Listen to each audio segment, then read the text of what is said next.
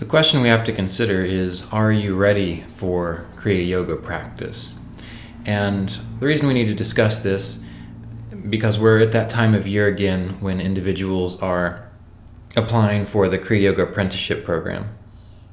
And those of you who don't know about that program, you can go to kriyayogaonline.com, kriyayogaonline.com, and you'll see a tab that takes you to a description of the 2-year Kriya Yoga apprenticeship program, the online program. But we're about that time where people are going to begin thinking about this and applying, because I do require that individuals have been meditating for at least 6 months before participating in this program. But the other reason this comes up is because during a series of classes, one of the students from the current Kriya Yoga apprenticeship program asked me a question. And it was based upon the talk or discussion about the first line in the Yoga Sutras, which essentially says, "And now instruction in yoga practice. And now instruction in yoga practice." That line seems very innocuous when you first read it as an introduction to the Yoga Sutras, which is the prime text related to how to practice the philosophy of Kriya Yoga. But there's meaning in that.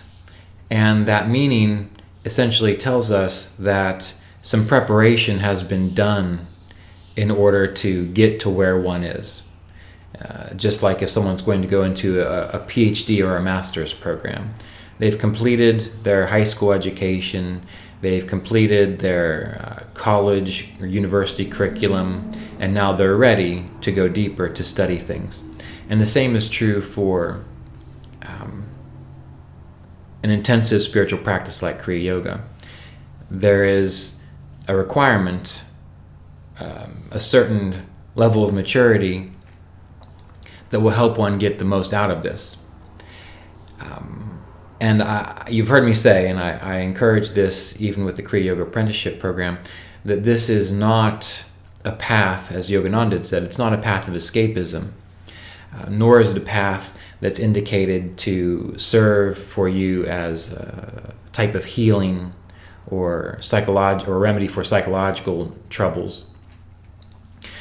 But anyway, this individual who wrote to me kind of caught on to that and sent a very self-reflective, self-honest email saying that after I thought about it more and I considered what my motivation was in learning Kriya Yoga in meditation, I always had this idea that that's what was going to resolve my childhood traumas or deal with my psychological complexes.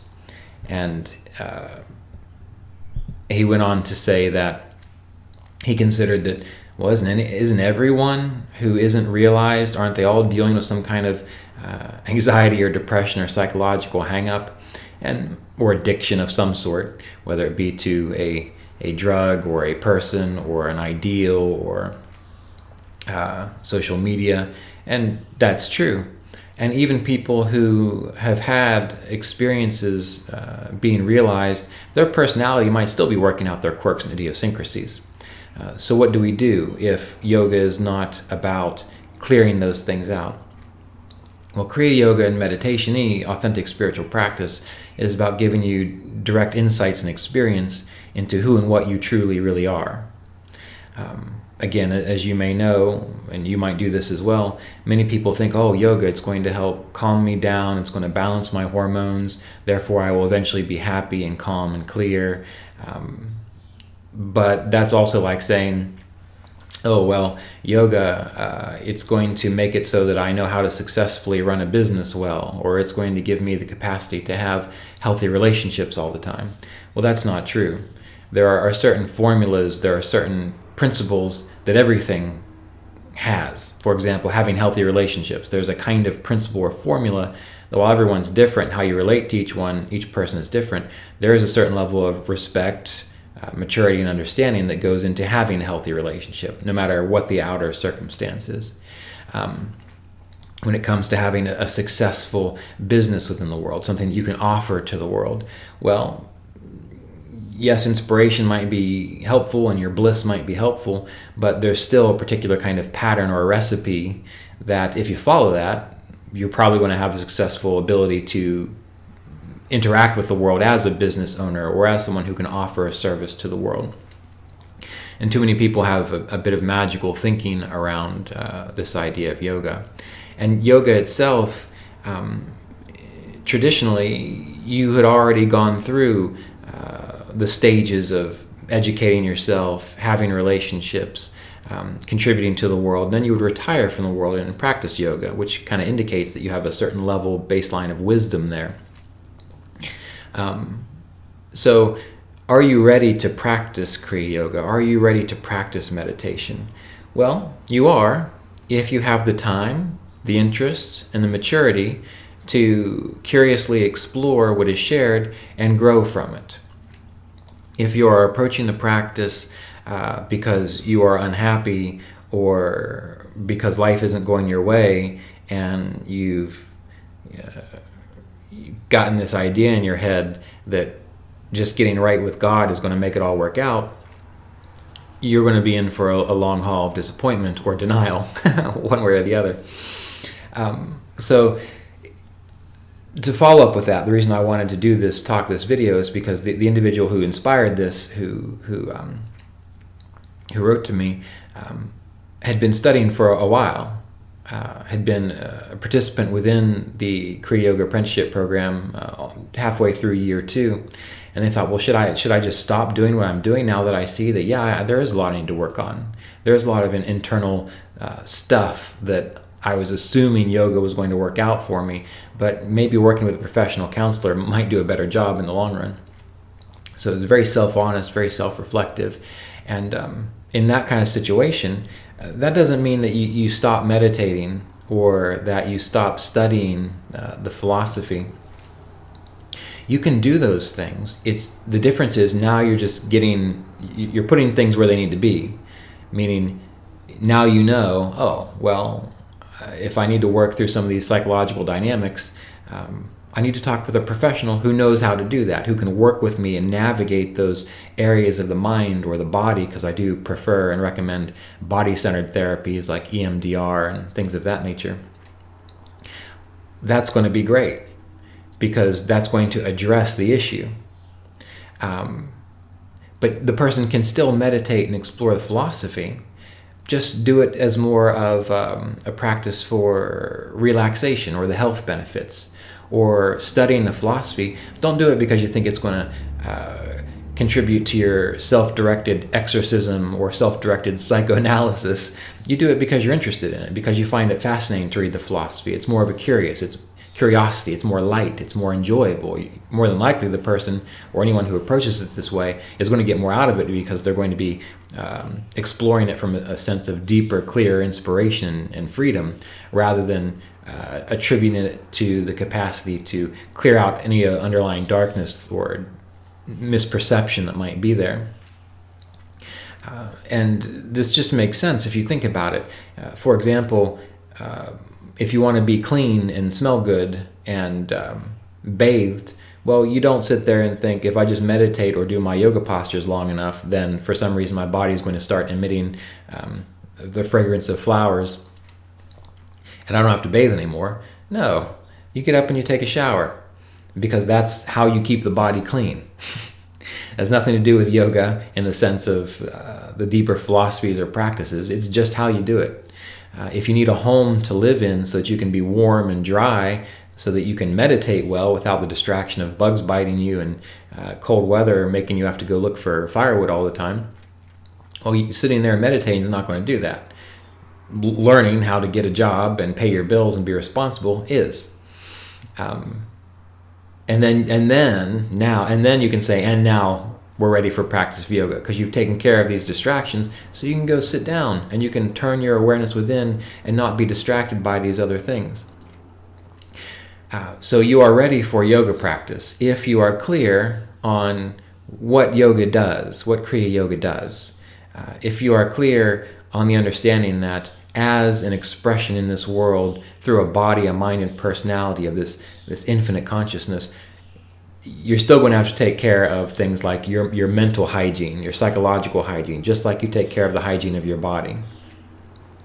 And by taking care of your mental and psychological hygiene and taking care of the hygiene of your body, which will keep you from getting skin infections and these sorts of things, so you're not distracted by rashes and so on.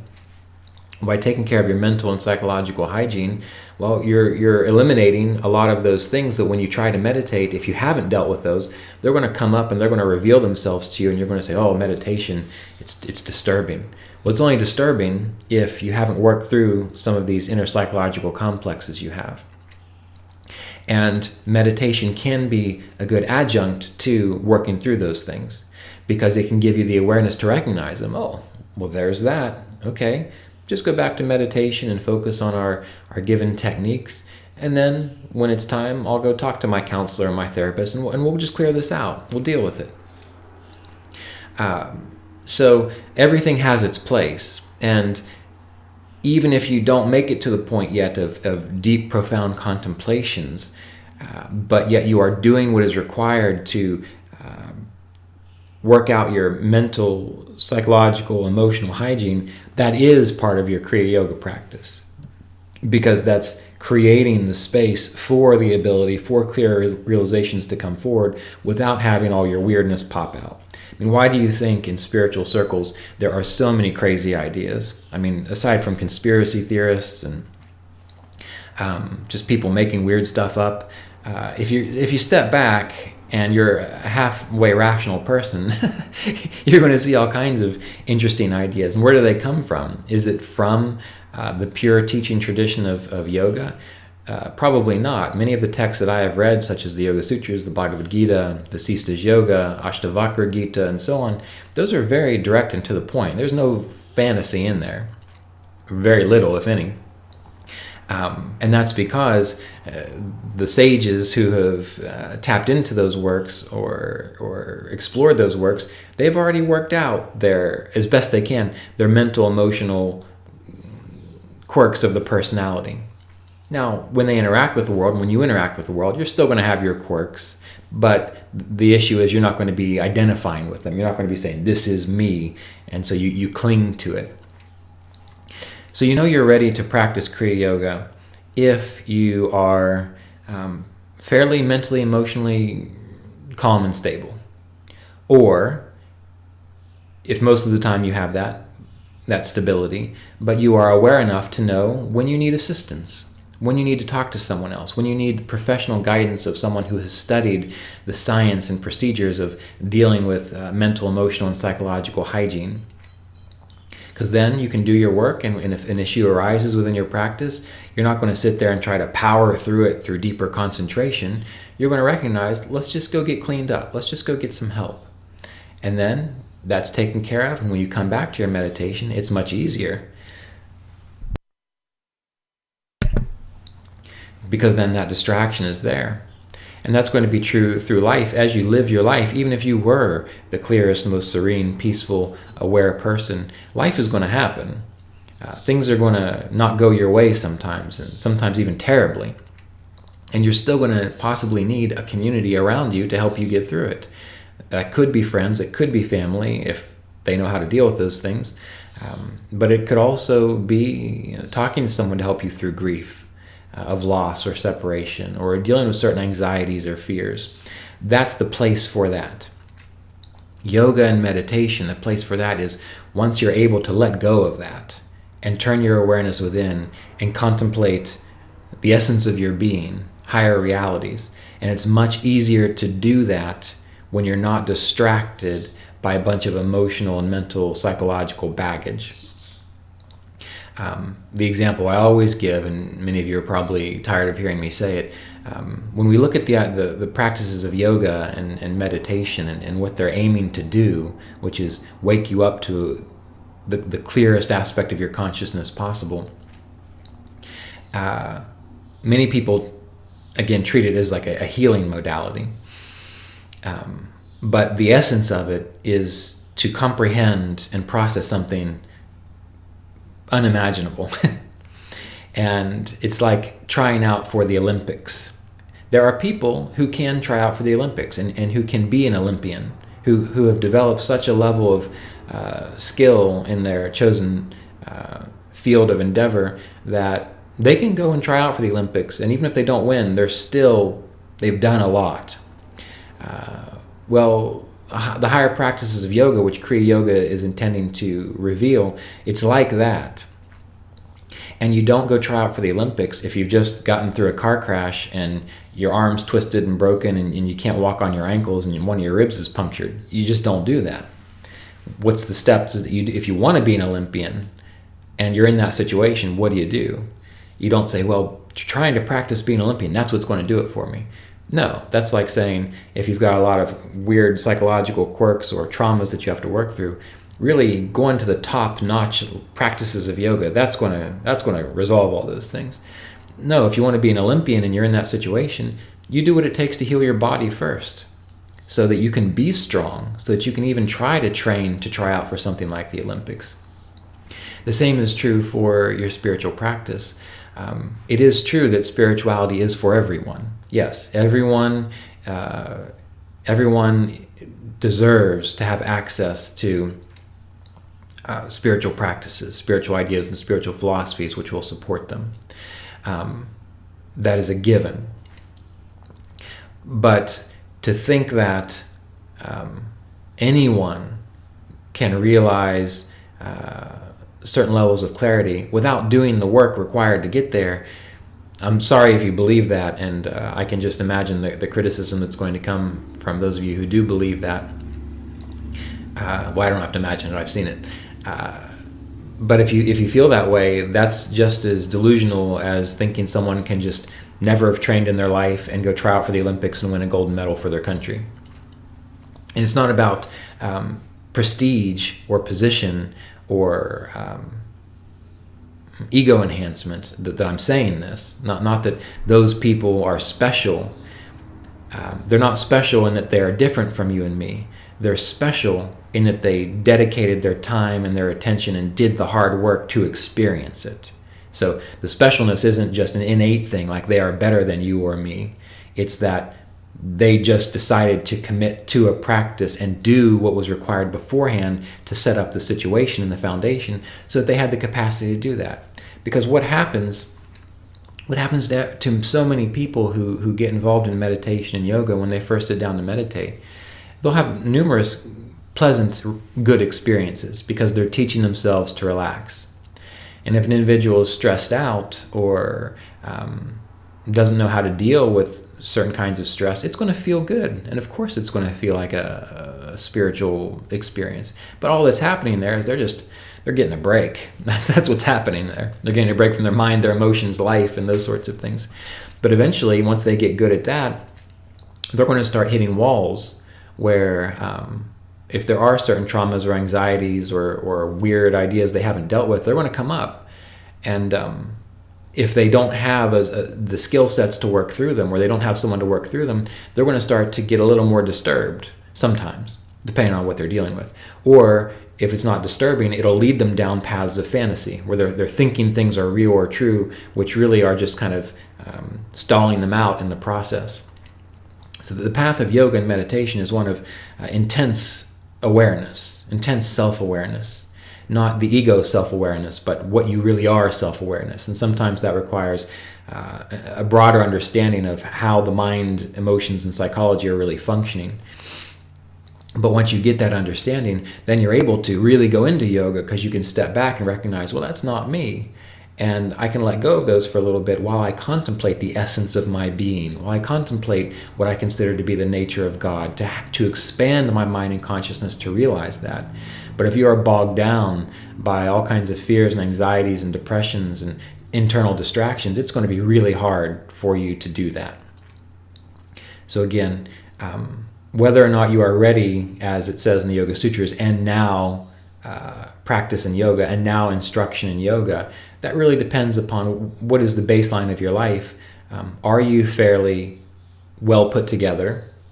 Do you have the capacity to let go of distractions? Do you have the mental, emotional capacity to recognize fantasies or delusions you might have and let them go? And can you do that in a fairly peaceful fashion? If so, wonderful. If that's not so, it doesn't mean you don't meditate. It doesn't mean you don't study yogic philosophy. It just means that you attend to those things with someone who's a professional or skilled in that area, so that as you meditate and as you study, you're working it out. Just like someone who wants to be an Olympian, as they're healing, as their body is healing, they can learn, well, what kind of exercises will I need to do once my body is healed? What kind of routines do these Olympians have so that they can be that successful and win the gold medal for their country? So while the person is healing, they can be doing other work, which is figuring out, all right, and that way when they're ready to go, they're ready to go. They're ready to hit it. So keep this in mind as you consider, number one, are you ready for an intensive meditation or Kriya Yoga practice? Number two, just be very honest with yourself about what you might need to do to clean yourself up internally, mentally, emotionally, psychologically, to grow to a level of maturity. And recognize that it's all part of the process. So you're not wasting any time, nor are you behind in any way. You're just starting where you are at. And all of us start there. It just so happens that some of us might have started there 30 years ago, but they started there 30 years ago and they started to do the work, and now they're a little bit different space in regards to what they understand and realize. But everyone starts basically in the same place. Whether it's in this lifetime or theoretical other lifetimes, they all start in the same place. The issue is, are you starting with the proper understanding of what you're getting into and what is required to build a foundation for that, such that you can do it well. And for those of you who've been practicing for a while, if you want to do some self-analysis and review, we'll just go back to the basics, the foundation of yoga, which is the yamas and niyamas. You can search that out if you don't know what they are, which I hope you do. You can study them in the book Kriya Yoga, Continuing the Lineage of Enlightenment. That's a commentary on the Yoga Sutras that I've written. And if you can go through the list of them, okay, well, how good am I at practicing contentment? How good am I at being able to practice non-possessiveness, harmlessness, truthfulness, conserving my vital resources? Just go through those one by one, and if you have difficulty with one of those, well, that can indicate some work that needs to be done so that you are ready for deeper practices of meditation. Because as Patanjali has said, as Sri Yukteswar has said, those yamas and niyamas, those restraints and positive actions, they form the foundation, the basis for all of it. So you got to start with the basics, because if you get those down, you will be able to sit still and meditate better, which means you will be able to practice pranayama better, which means you will more easily be able to internalize your awareness, which means you will be able to more easily meditate and concentrate and focus, which will make it easier for you to experience a samadhi or oneness state, have that kind of realization. All of this goes together, and I was very happy to get this email from this Kriya Yoga apprenticeship participant, because it was heartfelt and it was honest about where they were. And I wish more people would take the time to pull back and say, well, are there things that I could be looking at that are getting in my way of really absorbing this practice? And that's kind of what it's like. It's how good are you at absorbing the practice? If you're a sponge, are the little cells of your sponge all clogged up so it can't absorb any of the water around it? Or is it a clean sponge so that the water, the ocean, can flow through it easily? And many people come to yoga and they're all plugged up with, like I said, traumas, psychological complexes, strange ideas and delusions. And so while they are immersing themselves in the ocean of yoga and Kriya Yoga and meditation, but it's not really penetrating, because there's so much within the cells that are blocking that absorption. And the clearer we become on all levels, the easier it tends to work for us, and the more natural it tends to happen. They say that what yoga practice does, it simply removes the obstacles to higher realizations. So it doesn't cause anything. It doesn't make anyone more spiritual than they are. It just removes the realization of what they truly are. Or it doesn't remove the realization. It removes the obstacles to the realization of what they truly are.